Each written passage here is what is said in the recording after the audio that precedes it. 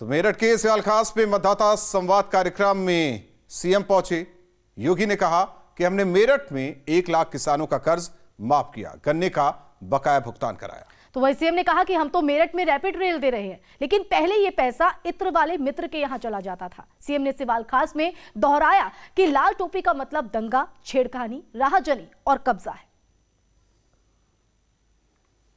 याद करिए 2013 में, 2014 में जब मुजफ्फरनगर के दंगे हुए थे, मेरठ में उपद्रव हुआ था, तब ये दंगा कराने वाले और तमाशा देखने वाले दोनों लड़कों की जोड़ी गायब थी। तब गायब थी। 5 वर्ष में कोई दंगा हुआ? लेकिन दंगाइयों के ऊपर बुलडोजर चलते हुए देखा होगा ना। लोग पैसा दे रहे हैं, पहले भी सरकारें दे सकती थी, एक गरीब का राशन दे सकती थी। कहां जाता था पैसा? इत्र वाले मित्र के घर में। ये सारा का सारा पैसा गरीब का दवा, गरीब का वैक्सीन, गरीब का अन्न और विकास का ये पैसा इत्र वाले मित्र के घर में चला जाता था। और फिर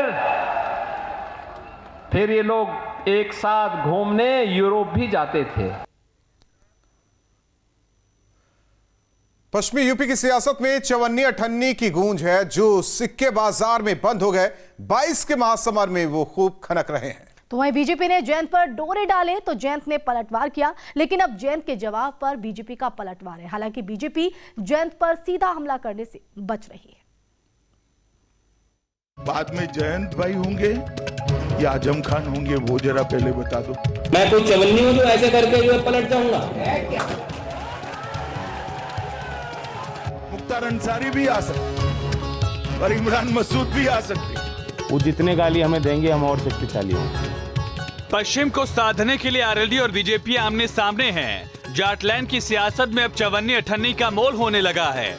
अमित शाह ने जयंत चौधरी को लेकर बयान दिया। जयंत जी को देखा फोटो में, आज अखबारों में बिठाए थे, सम्मान से बिठाए थे, बहुत अच्छे तरीके से बिठाए थे। मगर मैं पूछना चाहता हूं अखिलेश बाबू, बननी नहीं है सरकार तो आपकी, मगर बन गई तो बाद में जयंत भाई होंगे या आजम खान होंगे, वो जरा पहले बता दो।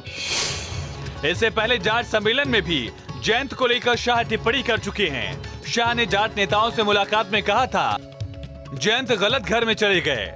बीजेपी की ओर से जयंत को जाट सम्मेलन में शामिल होने के लिए बुलाया भी गया था। ऐसे में जयंत ने शाह के बयान पर पलटवार किया। कल जो मीटिंग हुई है, जो उस मीटिंग में लोग गए हैं और जो मीटिंग के जो सरदार थे, जो नेतृत्व कर रहे थे, वो हमारे शुभचिंतक नहीं है, वो किसान कौम के शुभचिंतक नहीं।